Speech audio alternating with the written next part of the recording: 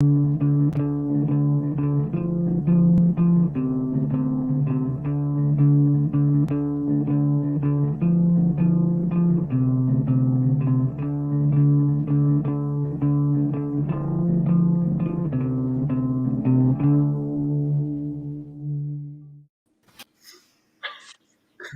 good, Chiefs Kingdom? It's your boys Scott, Nick, Bo, back here on the Kingdom Cast. Thank you so much for joining. We took a week off with the Chiefs last week, took a little bit of a bye week, and enjoyed the holidays. Hope everybody had a nice, relaxing Thanksgiving holiday weekend. Got to celebrate with a win here. We're going to talk about that against the Broncos, and we'll kind of talk about Chiefs crushing, dominating them, and then look forward to the Raiders game here pretty quick. But if you're joining us and you haven't already, click that like and subscribe button, turn on those notifications, ring that bell so you can be reminded. You come in, jump in. We'd love to hear from you. Send in some comments, questions, anything you want to, give your opinion on here. We're talking Chiefs, so Broncos, Raiders. It's going to be a good episode. Nick's put together some pretty good stuff here. About just how long this winning streak has been going on against the Denver Broncos now. So, with all due respect, how are you? Broncos and their fan base. What's that? So, with all due respect to the Denver Broncos and their fan base, of course. No, they don't have any respect due. So, as far as I'm concerned. Bo, how are you doing, man? Oh, man, doing great. Refreshed off that bye week, Didn't know if my knee was going to make it through, but it's good now. Ready to play again. No, great. Couldn't ask for a better way to come off the bye week. We kind of expected it, knowing Andy Reid's 18-3 coming off a bye, now 19-3. So, yeah, we'll get into that more as this show goes, but great weekend. Yeah, it's weird, like you not having a game to watch, on Sunday. You're kind of like Ricky Bobby. You're like, I don't know what to do with my hands. It's like that first week when the season's over. You're like, what do I do on this Sunday? There's nothing to do. Right. But it kind of worked out good, honestly, though, with traveling for the holidays. If you were, out of town, you were driving home or flying back on Sunday, you didn't have to worry about missing the game. A lot of people obviously traveling with the long holiday weekend. You can make sure to follow us, too, on all of our social media platforms at The Kingdom Cast. We got the Twitter, we got the Twitch, we got the Facebook, we got the Instagram. I don't know if I'm missing any there or not, but probably should try to get on Snapchat maybe. Who knows? That's what the young guys and the young gals are doing nowadays. Get on TikTok, Scott. You can start doing dances. What's that? Get on TikTok. You can start doing dances for our with Jackson Mahomes channel. I think I'll pass on the dancing on TikTok. I might leave that to one of you guys if you want to get on there. Jackson Mahomes probably looks like Michael Jackson compared to me dancing, honestly. So I'm going to pass there. Let's just get into this game. There's a bunch to talk about. Had some records, had some Bo mention, Andy Reid going 19-3 now off the bye. Just your general impressions. We'll break down the offense and the defense and kind of the game more. But what were you thinking while you were watching the game live there, Bo? Oh man, I had a little roller coaster of emotions. Right, we obviously went up 10-0 early. It's feeling great, and then again reverted back to my Chiefs fan of the past. All those 25, 30 years of being a Chiefs fan, just all the feelings kind of crept back up as we let the Donkeys just kind of hang around. We ultimately put them away, but man, we're not as scary as a team as I was really kind of hoping we were going to see this week. But hey, we pulled off another win, so I'm not too disappointed about it. I thought it was a great game. I think our defense really shined. They're continuing to shine. They're doing awesome. Our offense, I was talking about this with Nick earlier today. They seem to have just like their first drive seems so precise, so surgical, just so good. I mean, they look like the Chiefs of 2019. And then for some reason, second, third drive, they can barely score. I don't know what it is. I don't know if it's intentional or if it's not, but hey, we got to win, so I can't complain too much. What about you, Nick? How'd you feel about this game? Yeah, overall impressions were I was never really scared that we were going to lose. I mean, I do have some of that Chiefs fan PTSD that comes up in the fourth quarter when we only have a 2-score lead, which sounds like the most spoiled shit a fan has ever said ever. We only have a 2-score lead, but I just start thinking, I'm like, if we punt and they score and we punt again, then they're going to take the lead. But I kind of push that stuff to the side. It never felt like the Broncos were going to mount a real effort to come back and win the game, especially after the Sorensen pick. But you would like to see more from the offensive showing.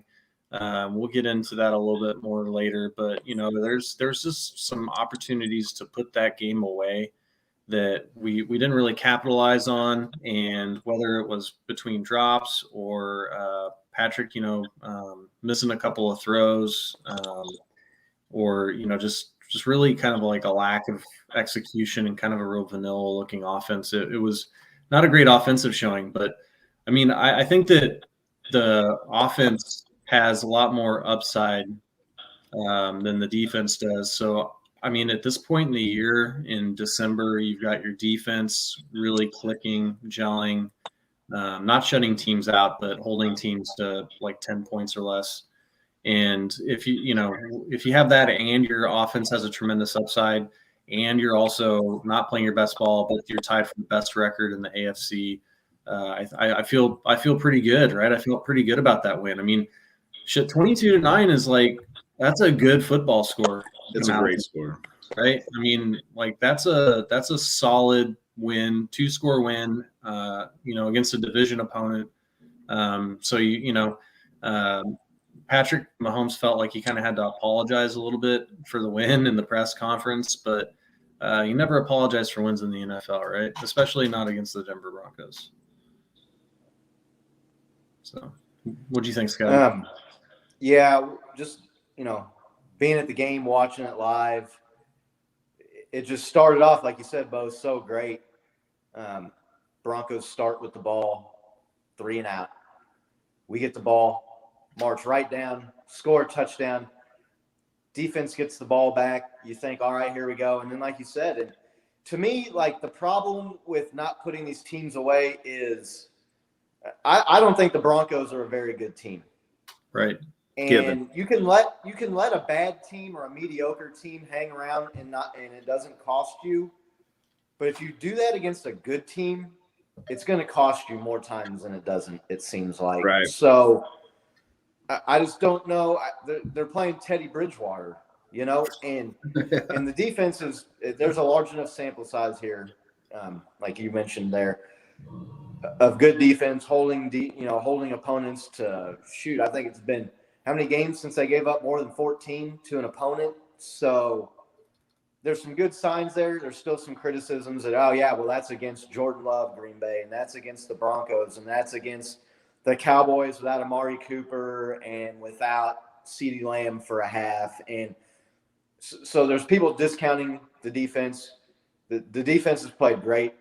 Javonte Williams he had a pretty good game, but a lot of that was garbage time. A lot of that was screen passes there at the end. Some big runs, but really they held them in check. I think Broncos were only like 3 of 14 or something on 3rd and 4th downs. So right. They stiffened up when they needed to. But yeah, you get this feeling like you can do that against the Broncos, but you're not going to be able to do that against some of these upper echelon teams in the AFC come playoff time, I'm afraid. So it's a big win. Chiefs are, they were tied, although New England won last night. So now they have the best record in the AFC. But Chiefs are nipping at their heels right there.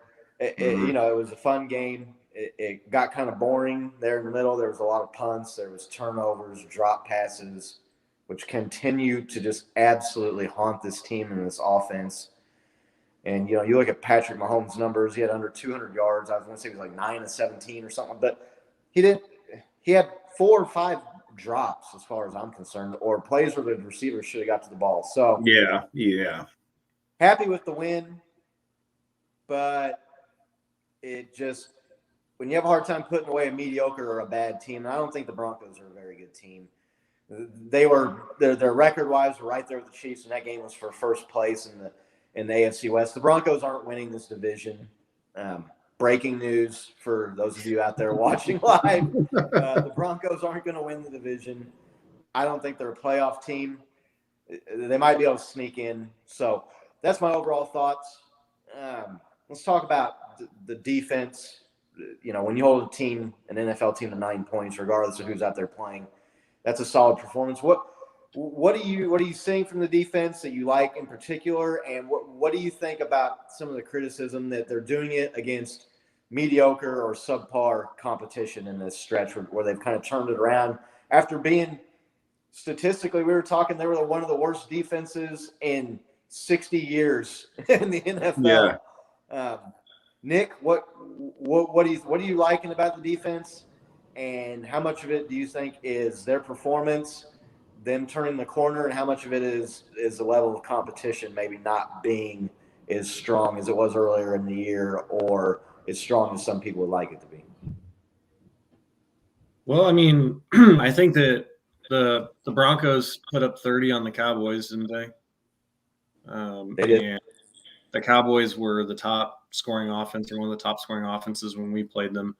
So I understand that, level of competition is fair criticism, but they can't play anybody but who's on the schedule. And those teams that have been on the schedule have been averaging less than 12 points over the last 5 games. I don't care what team it is. If you're holding them to less than 2 touchdowns, that's phenomenal, right? Right. I think that the score was a little deceptive in this game because of that long drive that, for whatever reason, right before half, the Broncos didn't kick a field goal on 4th and 2. I thought that was a pretty dumb head coach call there, just because, you can get the points, and then even if the Chiefs come out and score, you're not down 2 touchdowns. But anyway, so but what stood out to me is that it seems like they are finally getting players on the right seat of the bus, as the corporate speak. Like, they've got Chris Jones playing the right position. Shout out to Scott from some previous Kingdom cast talking about them playing Dan Sorensen really out of position and getting him in situations that he shouldn't be in, because he had his redemption game with a pick 6 and then a big stop on a 2-point conversion. So I think that they're finally getting their players playing in their best positions and getting them in the best spots to execute and win, right? And then the rest of it is just the players, right? I mean, it's just, football is so much about execution, and it's crazy that I don't know that I've ever seen a defense that seems like it's turned it around like this team has. But I guess, there's Charvarius Ward's one of the top-rated corners in the NFL this season. I mean, it's really interesting to see them just I don't know, it's like a complete makeover halfway through the season. Right. What do you think, Bo? And just to jump in real quick, Nick, you talk about Charvarius Ward. Earlier in the season, he was missing some games when Dan Sorensen was playing more deep coverage. Right. They actually had him in some one-on-one situations, like back to the Bills game with Stephon Diggs. I'm sorry, Dan Sorensen shouldn't be one-on-one with Stephon Diggs 50 yards downfield. That just should not happen. Yeah. So, I was happy for Dirty Dan. The dude makes plays, man.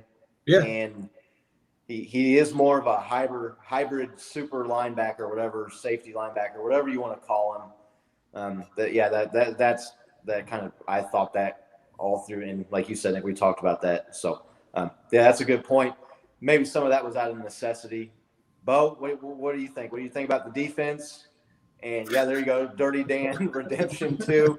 One of the winners of Twitter this week on Chiefs Twitter. Dude, so funny. I was dying laughing when I saw that. That's good, dude. That's good. Kudos to whoever came up with that. Bo, what do you think? This defense, is it more players playing where they're supposed to be, scheme, them turning the corner, or do you think it's more level of competition and maybe, lucking into some backup quarterbacks and some not so good offenses and missing key players? We said it before. a lot of these so-called wins that we have that people are questioning because so-and-so was out. I'll give you Aaron Rodgers not playing, maybe affecting the game, but all these other teams with their players gone, like, no, man, you have a team of 56 guys, one or two guys isn't going to be the game changer. With that being said, I feel like our defense, like you guys have just said, has completely turned around. Like, I feel like we went from the worst to arguably the best defense in the NFL right now. They are just insanely they're just a different team than what we saw at the beginning of this year. I mean, that was our biggest frustration. I remember week 1 and week 2 was just like, what defense is this? We can't even stop a run. What's going on? Now we have Melvin Ingram was a huge addition. I mean, how crucial was he on those first 2, 3 and outs? I mean, like, penetrating the line, making his presence known all game.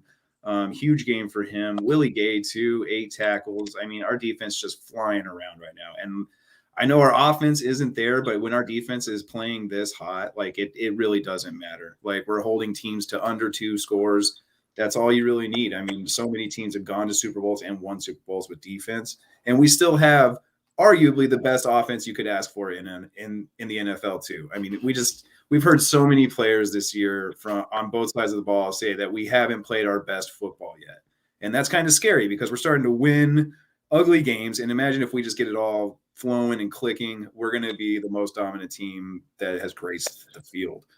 But yeah, I mean, I can't give enough credit to our defense. They really, really played their hearts out. They held Denver to 0 points after a 20-play drive that took up almost 11 minutes. So, I mean, I don't think I've ever seen that.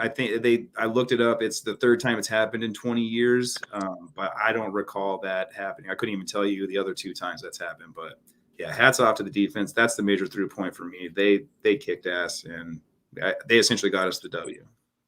Right. There's Chris Jones playing in position. Maybe them getting healthy with Charvarius Ward back in the secondary. Maybe playing Juan Thornhill more in that deep safety coverage position over Sorensen.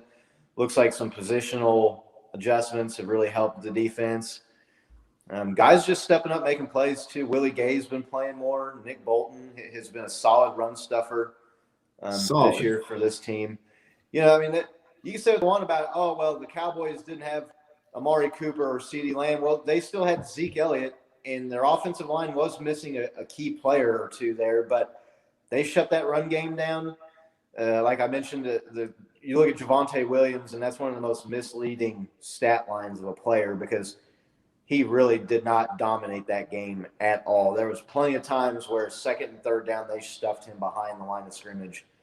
And he got some long runs, but, you know, Dick Vermeil used to say this all the time. It used to drive me crazy, but it's kind of true. He would say, well, if you take away that 70-yard run, we only gave up 60 yards rushing.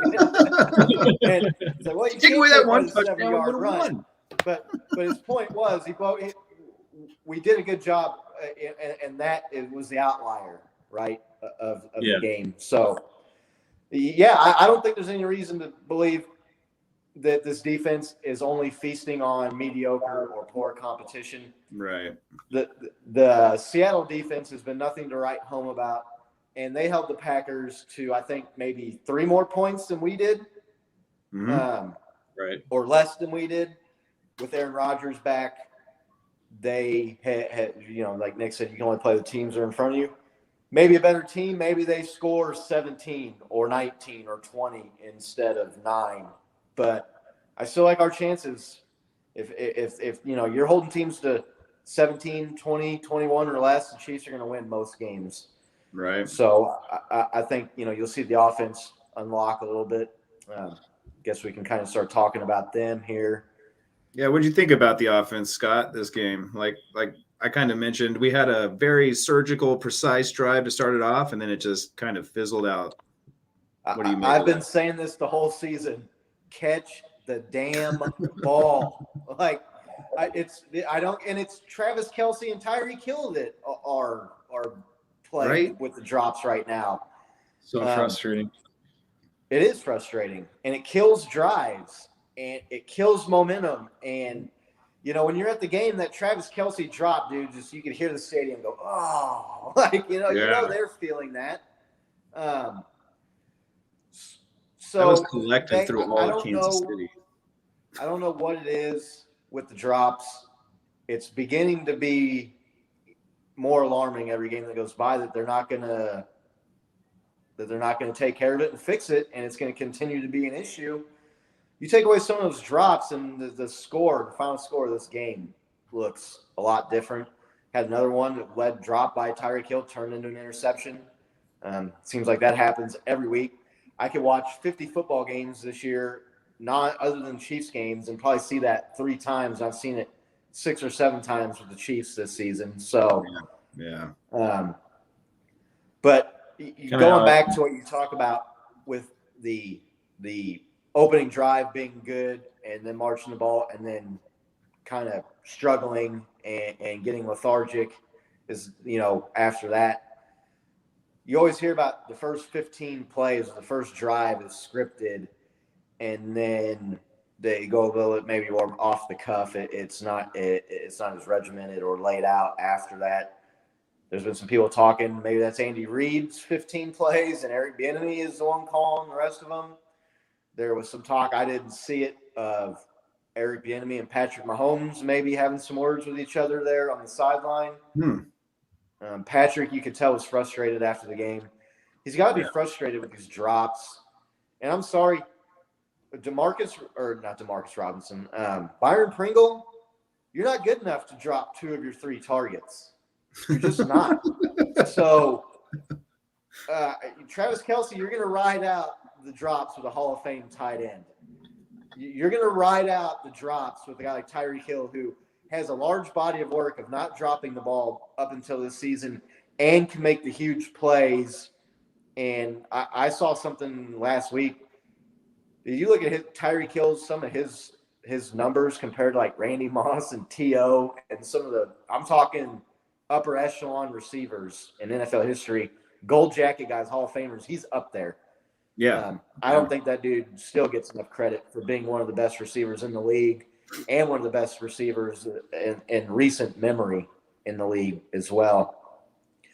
You're going to ride those guys out. So maybe they just don't have better options. Josh Gordon, I don't know where he's been at.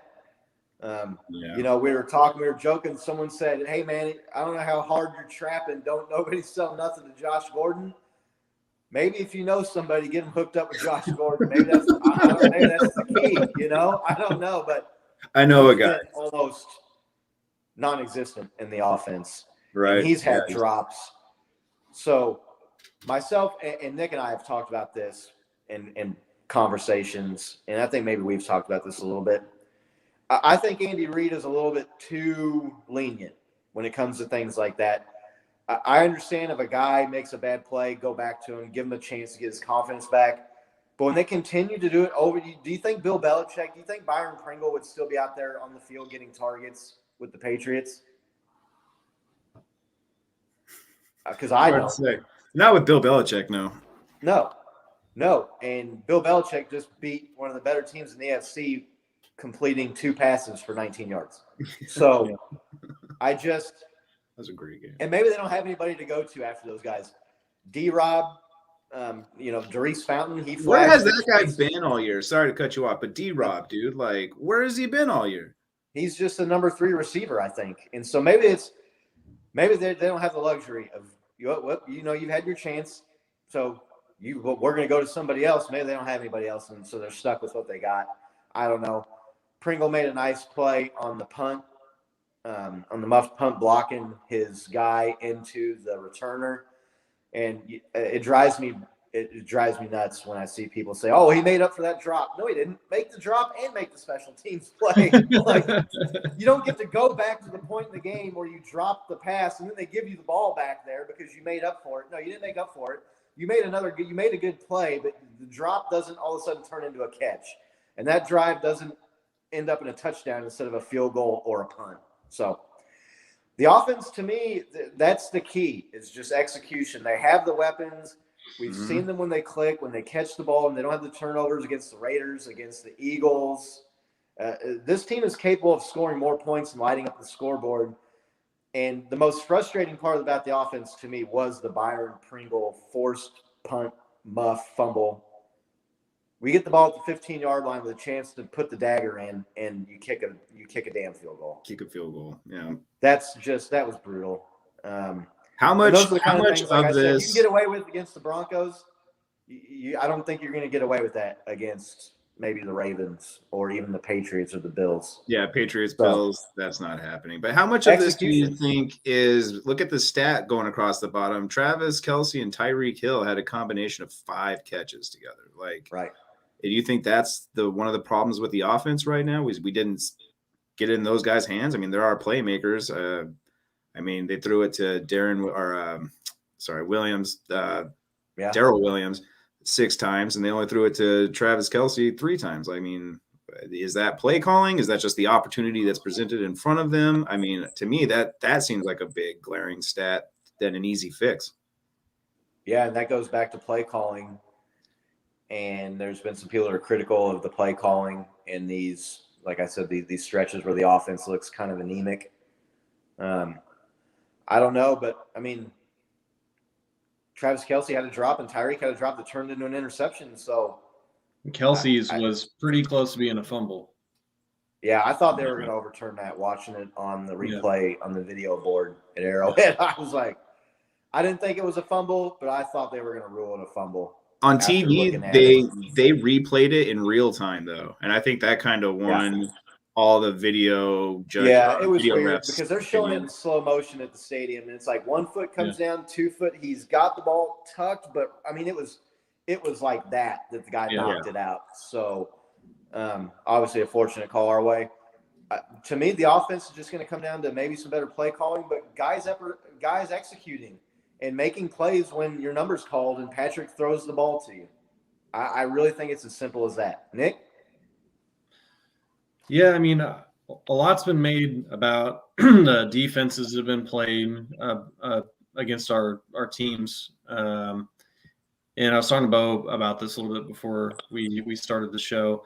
And, I mean, this, like, shell coverage deal that they have, or, you know, Tampa 2 or 2 deep safeties. And I know that they mentioned on the broadcast the Broncos weren't doing that all night against us. But, I mean, it's not like some just, like, silver bullet, you know, like undefeated, invincible defense. Right. And so, you know, we've got the players. We should be figuring it out. I think a lot of it comes down to the coaching, and something seems amiss with our offensive play calling. And I don't know. I mean, like, we're only getting five catches between our 2 best guys, right? That's a huge call out. I still think this, you know, I agree with Doug here. He's said probably oversimplifying it, but part of our offense's problem is our lack of a running game. You see the Denver running back plowing over people and yards after catch. I mean, like, I think a big part of it is that we're getting 5-yard runs instead of 10 or 15-yard runs, which is allowing people to play different defenses. That is really stifling our you know, passing game. And when you're doing a lot of these, you know, these quick timing throws, you know, the Chiefs are just error prone, right? And so, like, if you're going to drop 1 out of 10 catches, and I think I've said this before on a previous show, and I'm making you do like a 12 play drive instead of a 6 play drive. Well, like, now I've increased the likelihood that you're going to drop something by double, right? So, or a penalty, right? I mean, you know, and a negative play.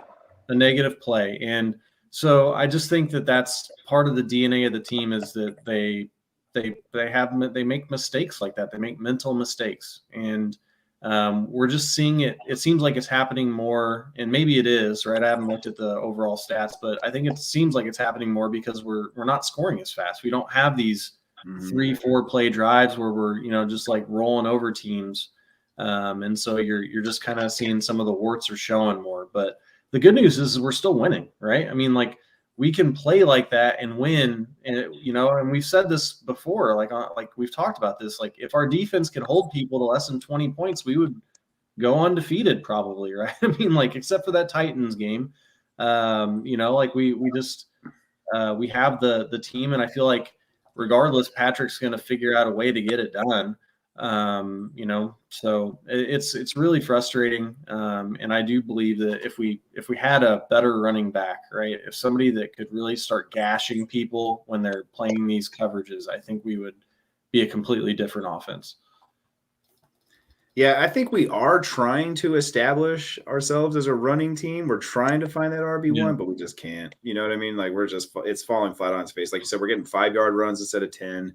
Right. I'm with Scott. We still haven't seen that breakthrough run by a running back yet. And if they do get any decent yardage, it's from a screen pass or some little check down pass. It's not off of a run.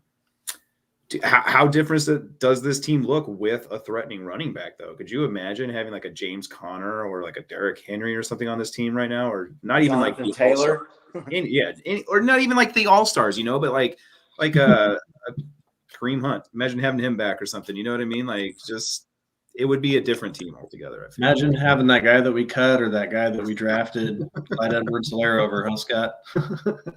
Yeah, no, exactly. Yeah, I was head scratching me when we drafted him. And you look at Jonathan Taylor now in the Colts, man, that dude is a straight up beast. And you look at Clyde Edwards-Helaire, and I mean, I understand the man's got a family, but he's just not that good. He's not quick. He's not very shifty. He is small, so I don't think he's super powerful. I don't see it with him. I really don't.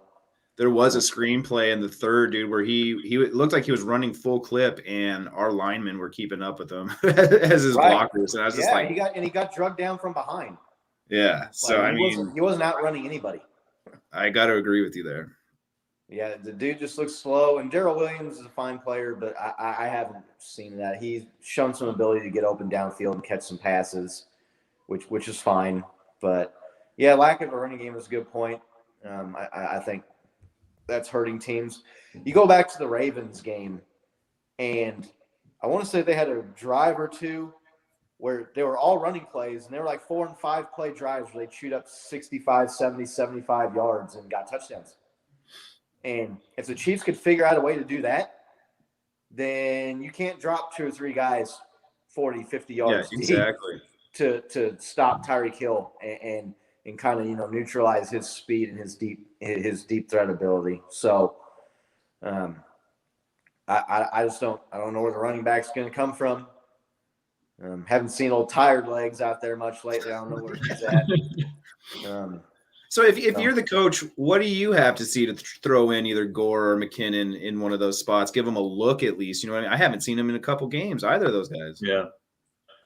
Yeah, I don't know what you have to see. I think that there is – I don't want to say there's an edict from the front office, but teams are not – they're going to be extremely hesitant to bench the first-round running back. I don't – I'm not saying bench by any means. I'm just saying – Well, yeah, but I mean, if you start playing guys over them, that's what you're doing essentially. And you always hear, oh, well, a running back's got to get, touches to get in a rhythm. And so I think there's that old school mindset going on. And I don't know. They've shown the ability, though, to score points. The Washington game, the Eagles game, the Raiders game, the capabilities there, to me, it just, more, like I said, more goes executing and making plays when your number's called. When Patrick hits you in the hands, you got to catch the ball and you got to hang on to the ball. So, yeah, completely. Special teams has continued to be good the last few games. Butker set a franchise record for 50-yard or more field goals in a single season. So thank you, Carolina, for letting us sign him off your practice squad. Appreciate that. And Tommy Townsend, who, it's hard being the Chiefs punter, especially last year when the offense was so good. The guy was hardly out there, but he's been looking good. He had the fake punt a few weeks ago where he converted the 4th down, and he's also been pinning people deep and has a pretty good average for a punter. You guys were talking about it, while we were getting ready to come on live here, that his average with minimum X amount of punts or whatever over 50 it has been really is up there. So They've been good. Butker, the missed extra point, still baffles me. You can kick a 56-yard field goal in the wind. I bet you it baffles me outside, dude. I bet you you're not the. I bet you he's baffled that he missed that one too. Yeah, it was windy as hell. I will say that it was cold. It was windy out there. When he was lining up for a 56-yarder, I was like, man, like okay. Did that go? So I didn't. I watched it live. I didn't watch any of the replays. Did that go off the upright or off the crossbar? Went off the upright, the inside of the left upright. Okay, And I thought it was crossbar at first. I was just like, oh my god, that's amazing. Yeah, it was going towards the opposite end of the field that I was sitting at. My seats are kind of more down here, and it was over this end of the field. And okay, gotcha. But I didn't even see it hit the post. I just saw, the it's good signal and kind of, breathed a sigh of relief. They got a lot of trust in that dude to kick that field goal, because I'm going to tell you that wind was blowing, and it was cold. 56 yards is a long way.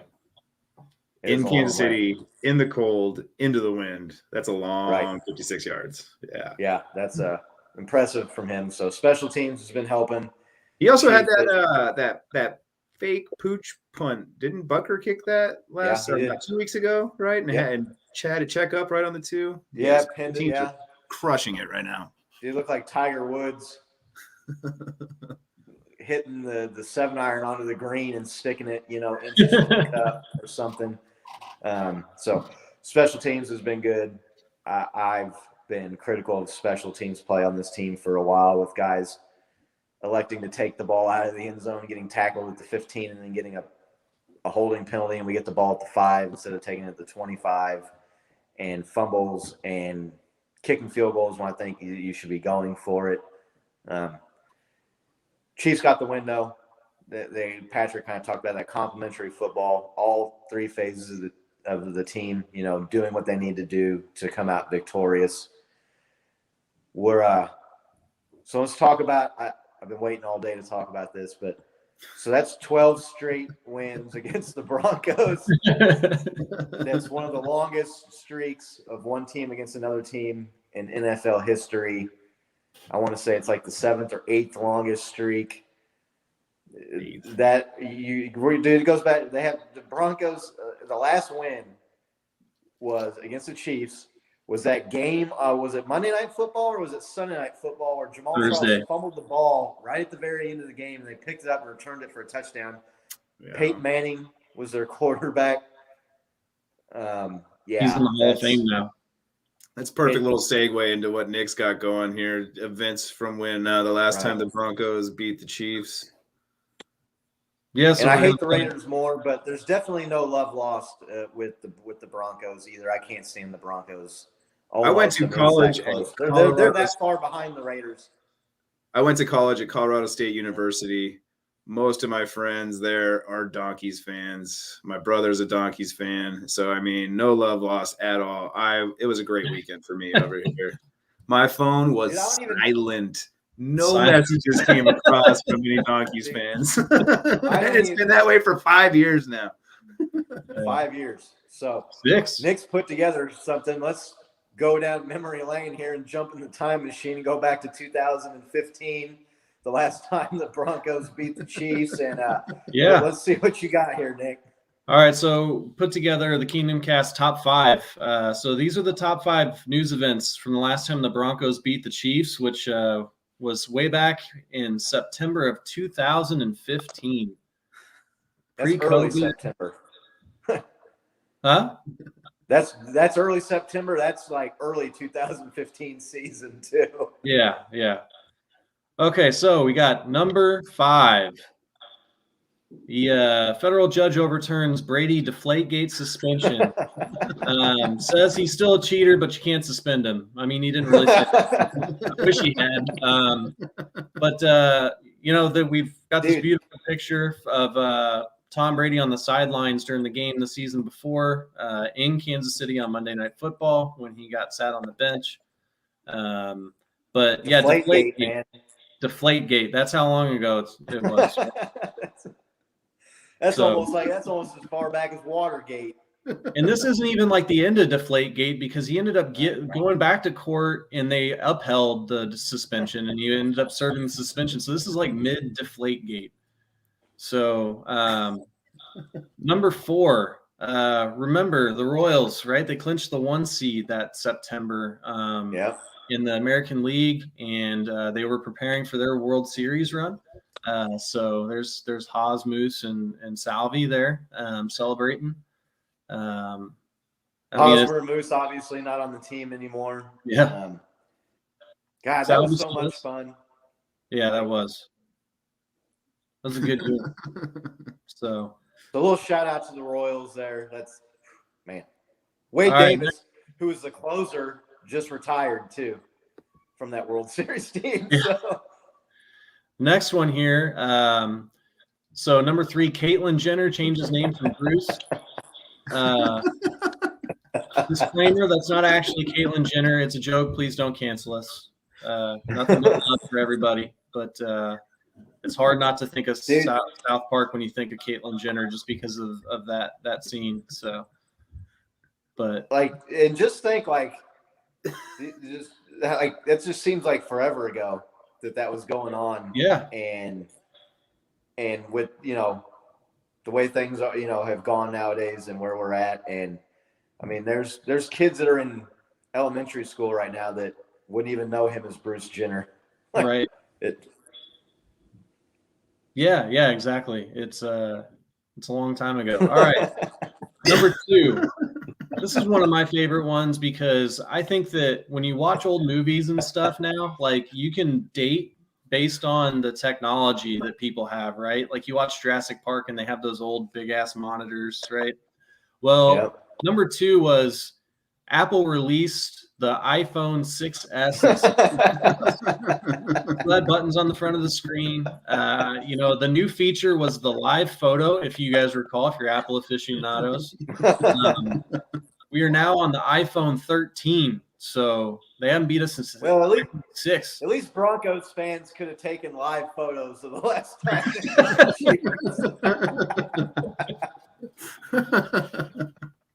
Dude, iPhone 6, man, that's crazy. Like, those are being used as doorstops somewhere right now, or a paperweight.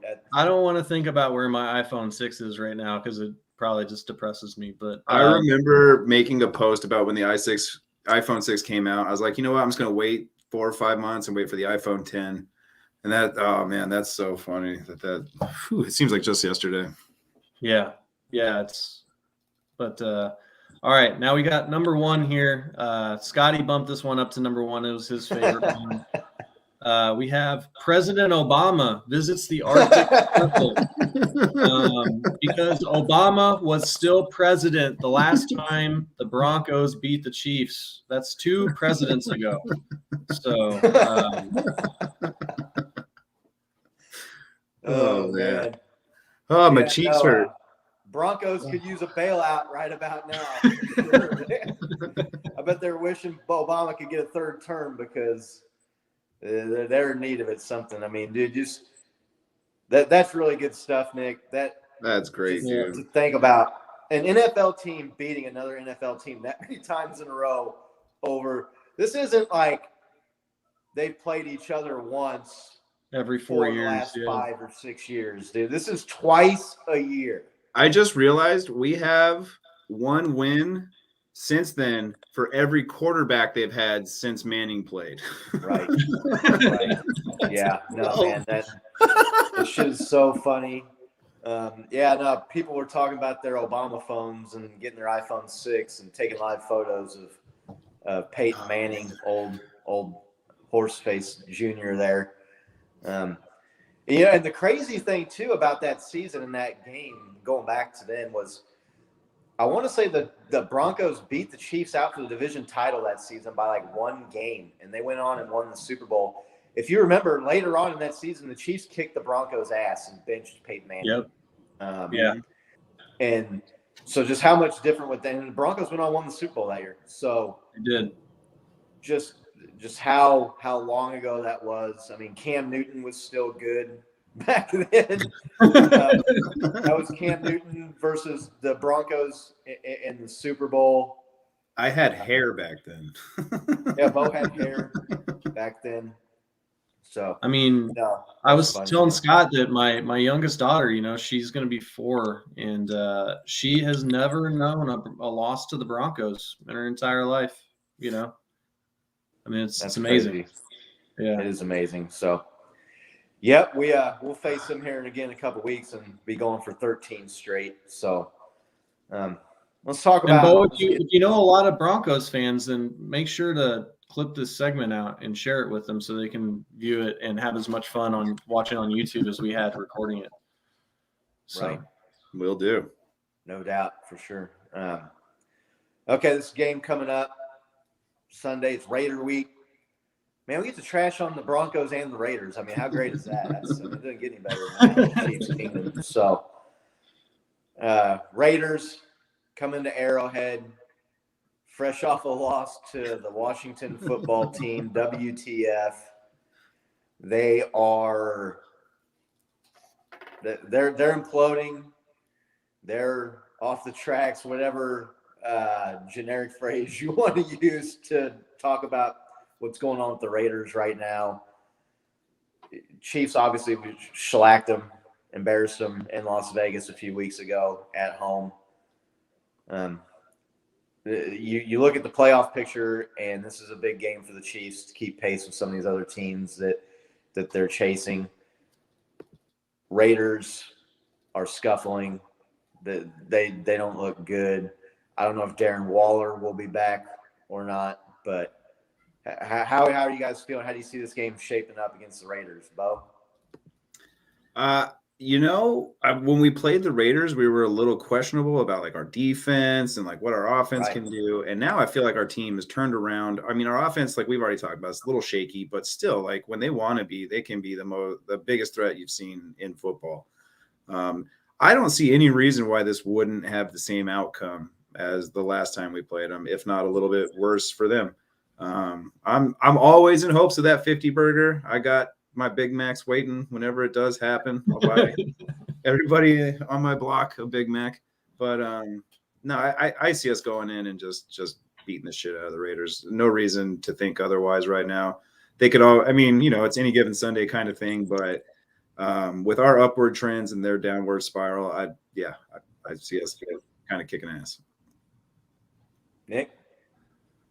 Yeah, I mean, it's hard to say with the way our offense has been playing, right? The Raiders, the last couple of years, seem to play us pretty tough. I know that we pulled away from them at the end of that last game, right? But right up through the first 3 quarters, it was actually fairly close, and then we finally pulled away, and it was a boat race at the end. But I feel like this is probably going to be another one of those, closer games right up through the mid-third, 4th quarter.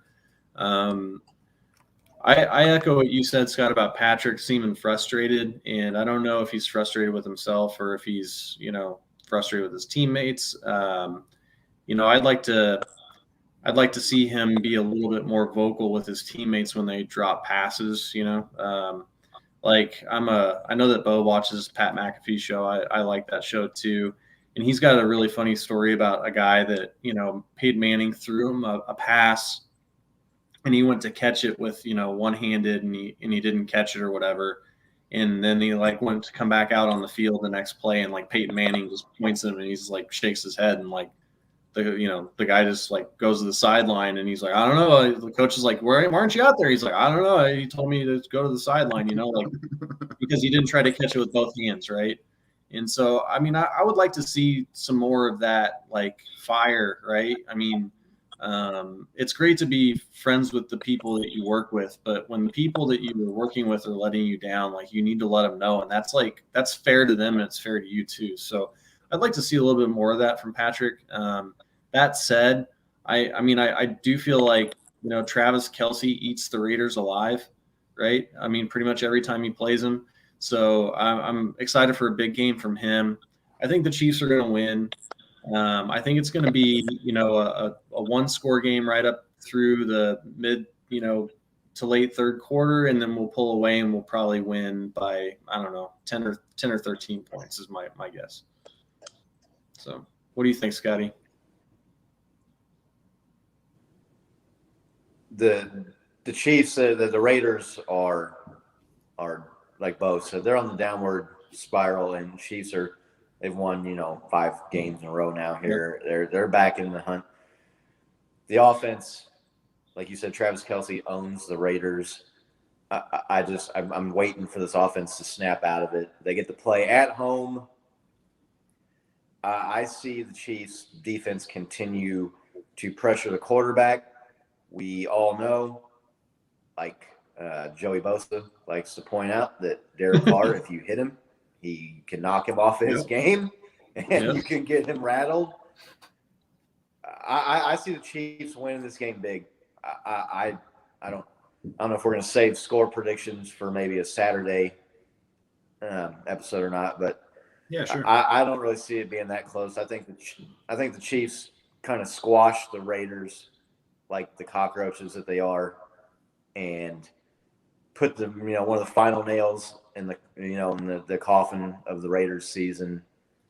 And I just don't see the Raiders really making much of a game of this. Bo? No, yeah, I completely agree. I'm just curious though, like when our offense finally starts clicking, how dangerous are we really going to be? You know what I mean? It's kind of been like the question mark all season. Like, when is this offense going to finally click? When is it going to finally click? And I am just waiting for that to happen. Is it going to happen this week? I am hopeful. You know what I mean? We've had enough time now. They're off of a bye week and a win. Maybe they can get their confidence back. And like you said, catch the ball. Catch the damn ball. Catch the damn ball. Excuse me.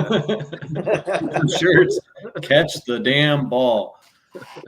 But I mean, yeah, like we've said over and over again, like if they catch the ball, how many of these games look completely different? How many of those L's or W's? You know what I mean? And then like, God, once we start clicking, I could just see us shutting up the entire TV pundits everywhere. You know what I mean? The broadcasting network of anybody who covers NFL would just be like, oh, there it is. There's the team we've been waiting for.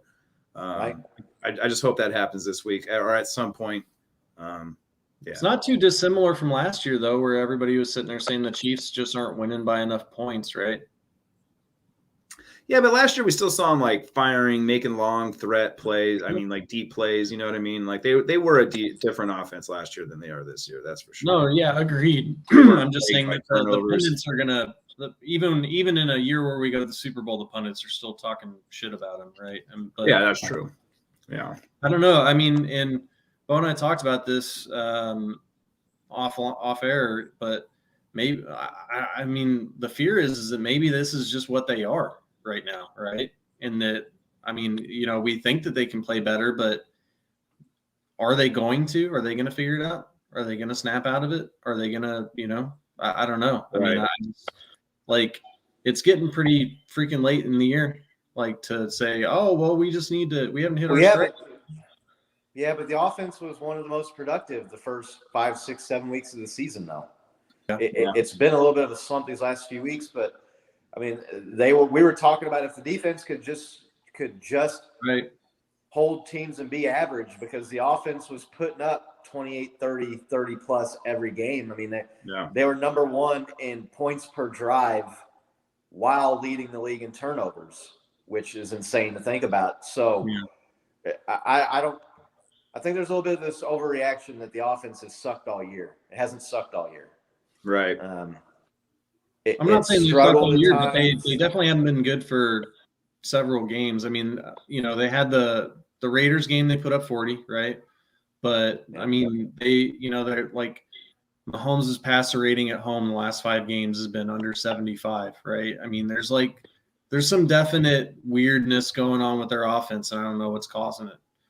But you're probably right. I mean, they did, saying that their offense hasn't been there at all isn't fair. But I mean, they're not headed in the right direction, right? Or don't appear to be headed in the right direction, which is alarming to me. So I mean, Yeah. Scott alluded to the ideas of the first 15 plays being scripted, right? And we see how precise and good they are in those 15 plays. If that's all it takes, script out the whole game. Like, script out 30 plays. Like, what are we doing 50. here? Like, Script 50 plays. Yeah, exactly.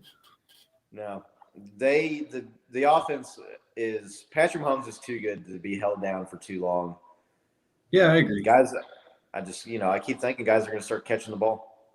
I really think that it's that simple. That you just how many drives have ended in a turnover or a punt or a field goal because guys just didn't catch the ball. They're open.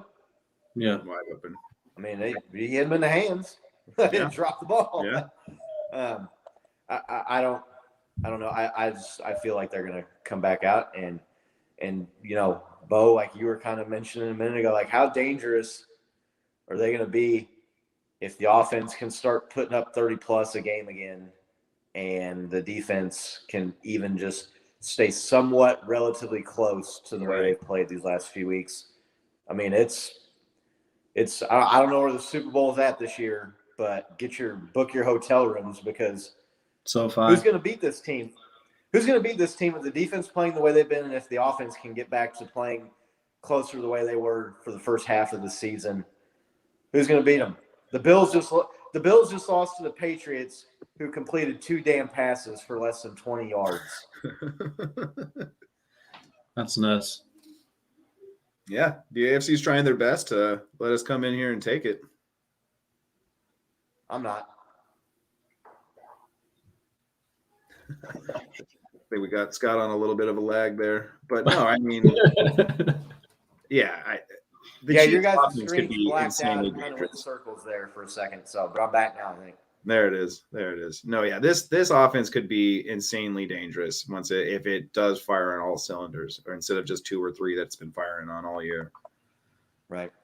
And I don't know what all of you caught from that when I was just talking just now, but I mean, the Bills just lost to the Pats, who threw 2 passes for less than 20 yards. And you're going to take Mac Jones over Patrick Mahomes in a playoff game, possible AFC championship game? No. Lamar Jackson? No. I would love to see those polls, like from the official NFL page of each team. Like, okay, Ravens, who would you rather have, Lamar or Patrick? Okay, Bills, who would you rather have, Josh or Patrick? And see how many of those teams' own fans would take Mahomes over their QB right now. And spin it the other way. Do you think anybody think the Patriots are beating the Chiefs throwing 2 passes for 16 yards or whatever it was? No. Yeah, no. But right. They've got the potential to be the team in the AFC still. And we've been saying that all year. The defense needed to come around, and now the offense needs to come back around. And if they can be playing their best ball and both of them can kind of get on track, the AFC should be worried. No doubt about that. Who takes down the Patriots, do you think? That's a good question. I mean, I would have told you maybe the Bills before last night. Right? But how do you lose a game where the opponent throws 2 passes for under 20 yards? I mean, that's like. I wonder how many times that's happened in NFL history, actually. Like, how many times only 3 passes have been attempted? I don't know. I don't have any way of looking that up. If anybody out there, I know that. I think Tim Tebow, and this isn't a good stat for us, but that's the only reason I know it. Tim Tebow I wasn't going to say it, but Nick's all right, I'll skip it. We'll go on to Doug here, talking about Belichick not putting up with a player dropping 2 out of 3 targets. That punt returner who let the ball hit him in the face mask last night was not back out for another return. I didn't watch the game last night. But yeah, he's definitely more of a disciplinarian coach, right? And it's I don't know what the right answer is, right? And we've talked about this in the show before, and I think I've said that 5 times earlier, but I don't know what the right answer is, but I feel like whatever the best answer is, I feel like the Chiefs are too far on the not holding people accountable side, right? and maybe they do. They just don't do it publicly. But I just don't see this sense of I don't know, like this sense of responsibility when people like screw up. I don't know that Bill Belichick necessarily like airs people out publicly. He just doesn't play you anymore. Yeah. But okay, let's say we did that, right? Let's say Pringle drops 2 out of 3 passes. Who do you put in? Gordon? Hardman? That Doris Fountain looked good in the preseason. Yeah, that's true. But yeah, like who knows what it takes for those guys to get looks in a game, though. Right. I mentioned that either. I'm perfectly aware that maybe those are the best options they got right now, which is kind of scary to think about. I mean, who's the number 2 receiver on this team? It ain't Hardman. It ain't D-Rob. It's Kelsey. Okay. But at the actual wide receiver position, who's number 2? I mean, you got Gordon, Robinson, D-Rob, Pringle. I don't know. Maybe they're not in the position where they can bench him and play somebody else. But the Patriots don't have more roster spots than the Chiefs do, right? Right? Patriots don't have more roster spots, so I mean, they bench people. Like there's another guy that you could put out there, and I mean, what's the worst that's going to happen? He's going to drop the ball too. I mean, I don't know. Yeah, maybe he'll drop 3 of 3, even if he only dropped 1 of 3. So right. Yeah, I don't know. I think they're going to get it turned around. I expect Travis Kelce and Tyreek Hill to get this shit straightened out with the drops and the fumbles. Those guys have too long a track record and are too good to continue to have those type of issues. So. Yeah, there's no way the Raiders are looking to last week's game film to start planning for this team. They got to go back and look at Tyreek and Travis Kelce's better plays. Yeah.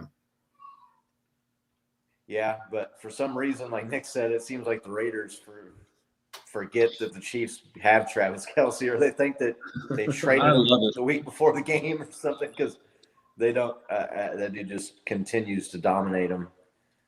And if you're a Raiders fan, it's got to be extremely frustrating and make you very angry to watch Travis Kelce kick your ass twice a year. Like, dude, put 3 guys on him. I don't care.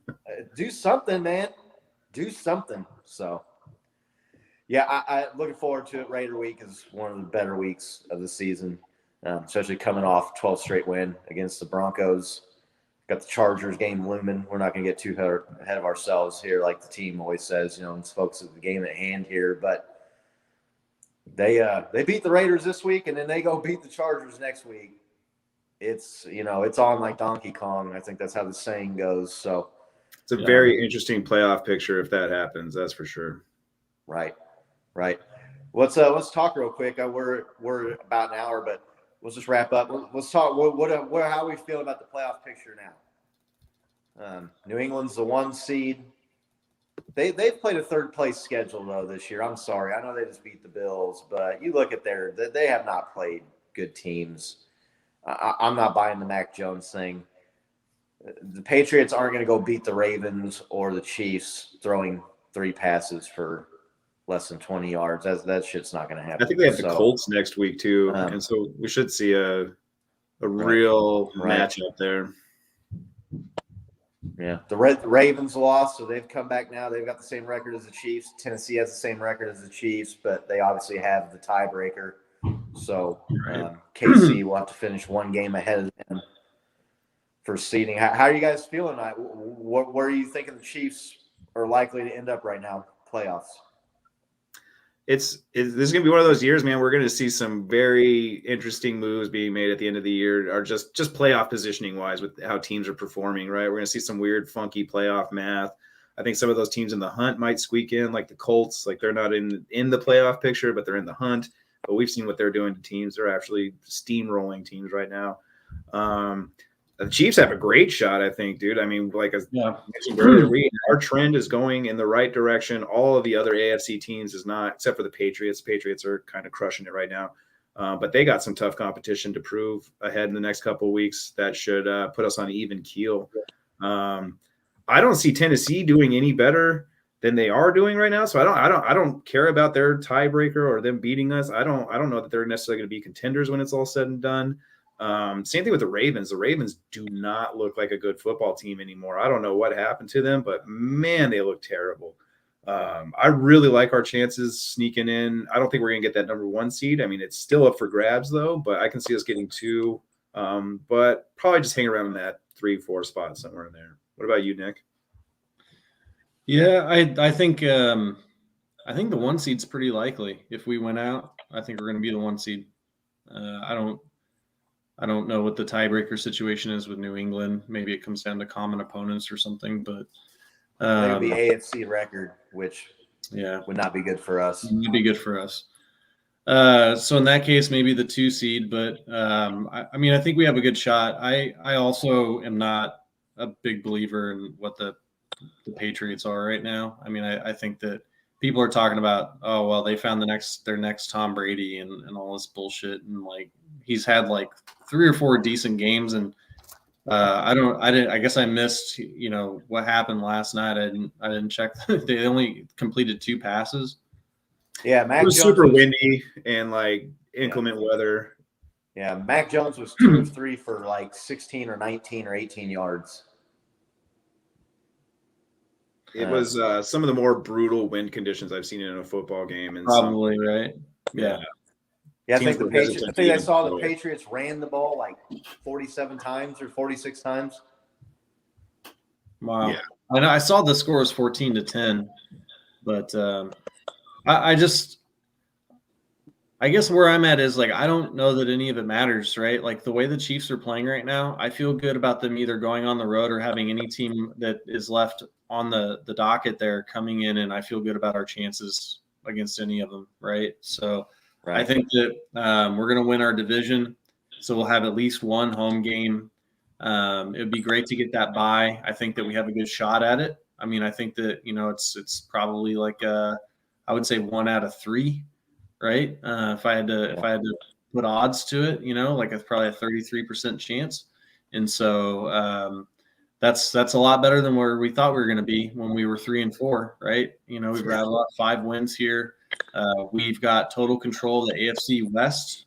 We're not as long as we win and handle business, we're going to have a home playoff game at Arrowhead again, and I feel good. I just, we've got Patrick Mahomes, and if our defense can continue to play like this, we're going to be a force. And I mean, is anybody believing in the way the Bills have been playing, or Mac Jones, in his rookie year coming and beating Patrick Mahomes, or, Lamar Jackson and the Ravens who, they haven't scored 20 points in however many games, and half of their games that they've won, they've pulled a rabbit out of a hat. Right. I mean, so I do feel really good about our odds at coming out of the AFC this year. So. Right. Yeah, no, I mean, I like our chances. I like us up against any team in the AFC. I just think, unfortunately, the losses to the Ravens and the Titans and the other AFC games, just the tiebreakers are not looking good for us. So you're going to have to finish clear. I'm probably with you. I'm thinking the 1 seed's probably less than 50%. But that doesn't mean you can't get the 2. And if New England is the 1 or the Ravens sneak in as the 1 somehow, they can be had, and you could be looking at a situation like when we won the Super Bowl, you're the 2 and the 1 gets knocked off, and now the road still goes through Arrowhead. So I'm not hopeful. I don't think the 1 seed is likely. It's not out of the realm of possibility though. And like you said, the bye is so critical because this is 1 less game against playoff competition to get there. But Chiefs can go on the road. Chiefs can beat these teams. I mean, they just be real. They beat the Ravens, okay? Clyde Edwards-Helaire fumbled the ball in field goal range with no time left on the clock. They would have won that game. Tennessee, the defense was still in shambles at that point. They don't have Derrick Henry now. Ryan Tannehill's a fine quarterback, but he's not Patrick Mahomes. So, none of those teams, the Bills, I know the Bills, we lost to them at home, but that was earlier when the defense was having their struggles. The Bills were hotter then. They defense was not playing as good as it is now. They've got some things worked out. So I'll take Patrick Mahomes over Josh Allen any day of the week. That defense. I mean, if you can lose a game where the other team only throws and completes 2 passes, you can be had by the Chiefs and by Patrick Mahomes. So, yeah, it's gonna be interesting to see. Big game against the Raiders this week. So we'll try to jump on maybe Saturday morning and do a picks thing, and maybe we'll get some score predictions for the Raiders. We'd love for you to join in, make some picks with us, shoot us some comments, some questions. If you got a take on the game, anything's welcome. We love to hear from the kingdom. So if you're watching the show and you enjoy it, click the like and subscribe button. Tell your friends, forward it on, share it. Go follow us on social media at the Kingdom Cast on all platforms. Give us some retweets, show us some love. We really appreciate it. And until then, let's go Chiefs. Go Chiefs!